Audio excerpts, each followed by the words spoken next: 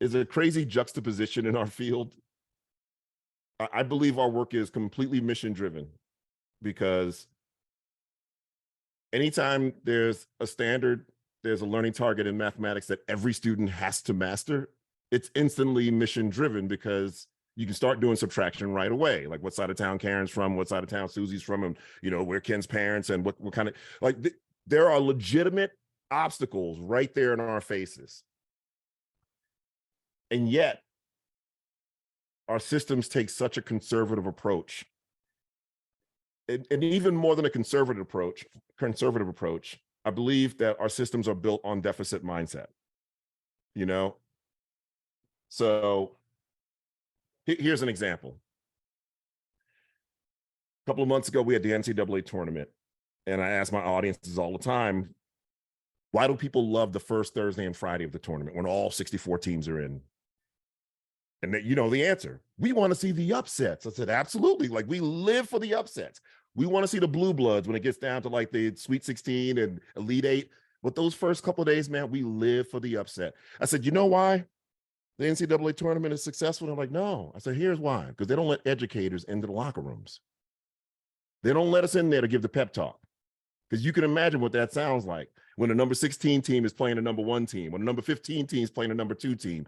We're in there, and Coach Dennis is there saying, let me have the floor, Coach. Well, you guys are a much smaller school, right?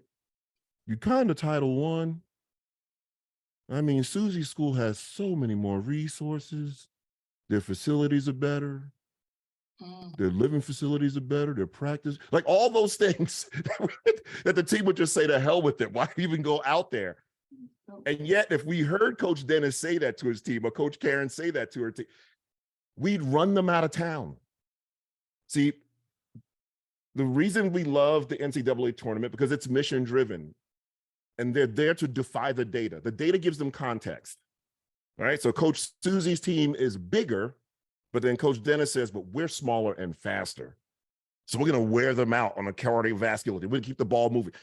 Like, coaches start with the assets, like why we can.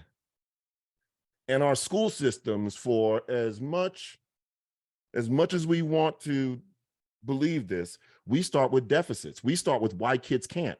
What I picture is every mathematics teacher getting their roster of 25 kids, and alongside that are the 15 things wrong with every kid. And then behind them's a poster that says, make sure all kids can learn at high levels and all kids are brilliant. See, coaches, are any of you coach, coach anything ever? Coaches start with assets. My knowledge base, my network, my wisdom, what I've experienced, the assistant coaches I have, the model players I have. That's where coaches start.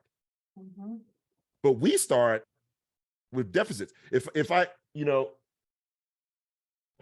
ask coaches all, say, you coach basketball, like, tell me the 5 most important things a point guard has to know, and they'd list them, right? And I said, that's great. Like, those are, I said, listen, let's say there are 24 things a point guard can learn. Give me the most important 5, the 5 that if they don't get anything else,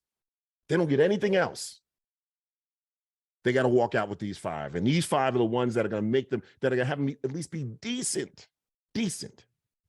Once coaches identify those 5, and 5's an arbitrary number, the next question I ask is, well, now give me your 5 for poor white kids. And they look around like, what are you talking about? These are the 5.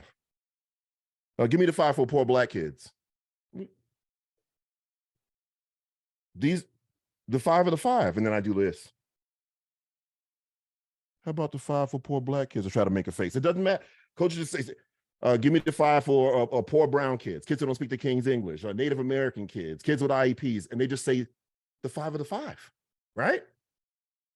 But if I have 5 learning standards there, and I have teachers, and I say, how do those change for these kids? We have a heart attack.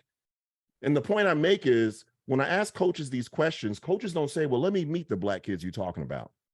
Well, let me meet the kids who live in the subsidized housing. Let me meet the kids you asking me about before I give an answer. They say right away, the 5 are the 5. The 5 are the 5. But then I go to a school and say, every kid's got to be taught at grade level or better. And then we got to have RTI, MTSS time to kind of catch them up and close those gaps. But kids have to be taught at grade level or better. Folks have a heart attack.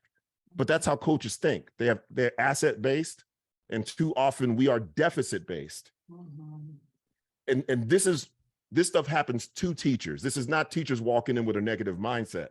This stuff happens to them. It's a result of our systems, which is kind of the root of my book. That's why, that's the word ruthless. That's where it has to come from, is that you have to be ruthless about setting aside those messages you get that kids can't be taught mathematics at grade level or better, or that learning is linear, which we know is the 21st century, man. Learning is no longer linear. It's no longer linear.